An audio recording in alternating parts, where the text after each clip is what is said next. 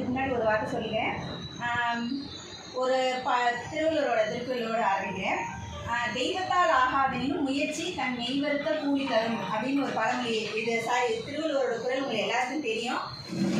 அதன்படி தான் தெய்வத்தால் முடியாத விஷயங்கள் கூட நம்ம மெய்வருத்த முயற்சி செஞ்சால் அந்த விஷயம் வந்து சக்ஸஸ் ஆகும் அப்படின்றது நமக்கு மற்றவங்களுக்கு அது இதாக இருக்கோ இல்லையோ நம்மள மாதிரி லேடிஸ்க்கு கண்டிப்பாக அது இருக்கும். எல்லாம் ஒரு ஃபீல்டுக்குள்ளே ஒரு தொழில் இதுக்குள்ளே நுழையும் போது வீட்டில் ஃபஸ்ட்டு சப்போர்ட் வீட்டிலே முதல்ல கிடைக்காது.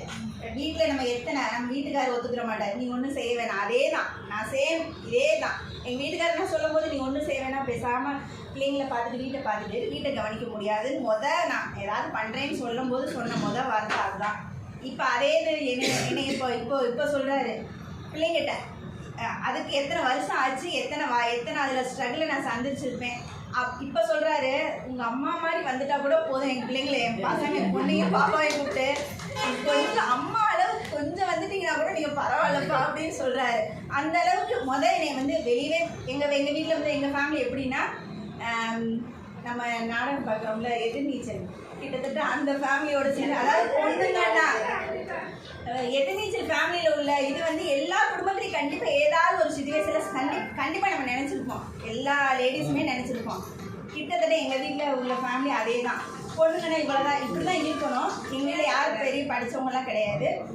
நான் சொல்லும் போது அதை ஏற்றுக்கிற பக்கமும் கிடையாது. ஆனால் எப்படியோ எங்கள் வீட்டுக்காரை கன்வின்ஸ் பண்ணி எப்படியோ பேசி கீசி நான் ஆரம்பத்தில் வந்து நான் இந்த மிஷின் வாங்கணும். நான் வந்து எம்ப்ராய்டிங் மிஷின் தான் நான் பண்ணிகிட்ருக்கேன். அப்படின்னும் போது இந்த மிஷின் வாங்கினும் போது அந்த மிஷினோட காஸ்ட்டுக்கே வந்து 1 லட்சம், அப்போவே 1 லட்சத்தி சில்றாங்க மிஷின், சின்ன மிஷின் நான் ஸ்டார்ட் பண்ணும்போது. அப்போ அந்த மிஷினை வாங்குறதுக்கே எங்கள் வீட்டுக்காருக்கு பணத்துக்கு அவர்கிட்ட கேட்குற மாதிரி இருந்துச்சு. அப்படி இப்படின்னு சொல்லிட்டு அப்புறம் கடைசியில் ஒரே பிடிவாதம். நம்ம ஒரு விஷயத்துக்குள்ளே இறங்கும்போது நமக்கு அந்த கனாப்படத்தில் சொல்லுவாங்க பாருங்களேன் ஒரு டைலாக்கு, ஒரு விஷயத்தை செய்யணும்னா இது மட்டும் இருந்தால் பத்தாது, அடம்பிடிக்க கற்றுக்கணும். அந்த அடத்தில் தான் நீ அந்த விஷயத்தை எவ்வளோ தூரம் விரும்புகிறன்றது தெரியும்னு சொல்லுவாங்க. ஒரு வார்த்தை சொல்லுவாங்க பார்த்தீங்களா, அது கண்டிப்பாக எல்லாத்துக்கும் வேணும். நீங்கள் ஒரு இடத்துல நுழையிறீங்க, எல்லோரும் உடனே ரத்தன கம்பளை விரிச்சு நீ போய் நல்லா வேலை பாரு சம்பாரி அப்படின்னு யாரும் சொல்ல மாட்டாங்க. நம்ம தானே ஸ்ட்ரகிளெல்லாம் தாண்டி இப்போ நீங்கள் இது வந்து எத்தனை பேர் கற்றுக்கிட்டாங்க, அதில் நீங்கள் தானே வந்து இந்த இதுக்கு வந்திருக்கிறீங்க. அப்போ இதுவே ஒரு சக்ஸஸ் தான். அதனால நீங்கள் உள்ளே வாங்க. நீங்கள் உள்ளே வரும்போதே இயற்கையோட இதே நீங்கள் ஒரு 10 ஸ்டெப்பு எதை நோக்கி உள்ளே போகிறீங்களோ அது 40 ஸ்டெப்பு நம்மளை இழுத்துட்டு போகும். பிரபஞ்ச நியதியே அதுதான். அதே மாதிரி க்ரீன் ஃபெம்ன்றது மேம் ஒரு விஷயம் சொன்னாங்க, உங்களோட ப்ராடக்ட் அவங்க விற்று கொடுப்பாங்களா? கண்டிப்பாக கிடையவே கிடையாது. இங்கே வந்து மீன் பிடிக்க தான் கற்றுக் கொடுப்பாங்க. மீன் இப்போ நான் உங்களுக்கு சாப்பாடு போகிறேன், இன்றைக்கி மட்டும் சாப்பாடு போட்டால் உங்களுக்கு போதுமா? அதை மீன் பிடிக்கிறது இருந்தால் நீங்கள் எப்போனாலும் அதை செஞ்சுக்கிடுவீங்க. அந்த வேலையை தான் க்ரீன் ஃபெம் செய்கிறாங்களே தவிர நீங்கள் பண்ணி கொடுங்க, நீங்கள் உங்கள் ப்ராடக்டை விற்று கொடுங்கன்னா அது கிடையவே கிடையாது. எங்களை அப்படி தான் வளர்த்து விட்டாங்க. இது மூலிமா நாங்கள் என்னென்னு அதெல்லாம் நான் வரிசையாக சொல்கிறேன், சரிங்களா? அப்புறம் நான் என்னோடய ஸ்ட்ரகிள் எங்கள் வீட்டுக்கார வற்புறுத்தி கஷ்டப்படுத்தி ஃபோர்ஸ் பண்ணி வேறு வழியே இல்லைன்ற சுச்சுவேஷன் தான் எங்கள் வீட்டுக்காரே மிஷின் வாங்கி கொடுத்தாரு, சரிங்களா? நான் வாங்கினேன், கொரோனா வந்துருச்சு. அப்போ ஃபஸ்ட்டு கொரோனா வாங்கி அப்போ தான் அந்த மிஷின் வந்து நான் பார்த்ததே கிடையாது. யூடியூப்பில் பார்த்து யதார்த்தமாக பார்த்தே வாங்கினேன், மிஷினை வாங்கினேன், கற்றுக்கிட்டேன். அந்த மிஷினை கற்று முடிக்கிறதுக்குள்ள எனக்கு டெய்லரிங் கூட தெரியாது. அப்போ ரொம்ப வெளிப்பழக்கமே எதுவுமே கிடையாது. அப்புறமேட்டு மிஷினை வாங்கிட்டேன். அதை கற்றுக்கிறணும்ல, நான் போய் ஒவ்வொரு டெய்லரிங் ஷாப்பை இப்போ தான் முடித்தேன். ஜனவரியில் முடித்தேன், மார்ச்சில் கொரோனா வந்துச்சு.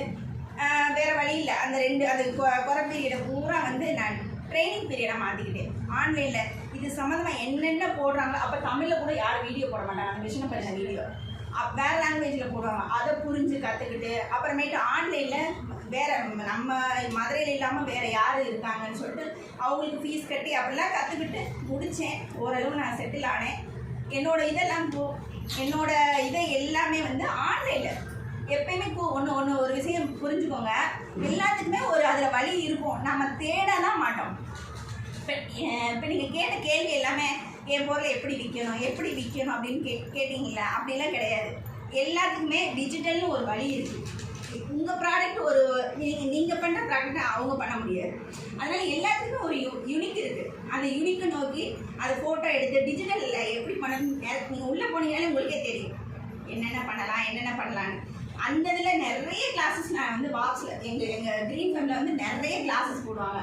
எந்த கிளாஸையும் நாங்கள் மிஸ் பண்ணவே மாட்டோம். நான் எங்களை வந்து அதாவது ஒரு என்டர்பிரினர்ஷிப்புக்குள்ளே போயிடும், அதுக்கு அடுத்து மார்க்கெட்டிங் நிறைய வரும். அந்த இதில் எப்படி ஸ்ட்ரகிளெல்லாம் சரி பண்ணணும், லோனை எப்படி இது பண்ணணும், அது எல்லாமே நாங்கள் இங்கேருந்து கற்றுக்கிட்ட விஷயங்கள் தான். அப்புறம் அந்த நான் ஃபஸ்ட் மிஷின் வாங்கினேன்னா நான் என்னோடய போஸ்ட் எல்லாத்தையும் வந்து ஃபேஸ்புக்கு ஆன்லைனு இந்த மாதிரி போட ஆரம்பிச்சிட்டேன். அப்போ கொரோனா இருந்தாலும் எனக்கு ஆர்டர்ஸ் எல்லாம் வர ஆரம்பிச்சிச்சு.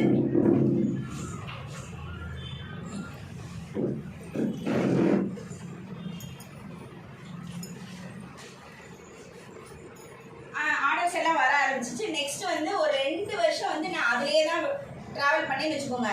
வெளியில் எனக்கு டெய்லரிங்கில் போய் ஒவ்வொரு கடையும் பார்ப்பேன். இப்போ நினச்சா அது ஆர்வ கோளாறு தான் நான் நினைக்கிறேன்.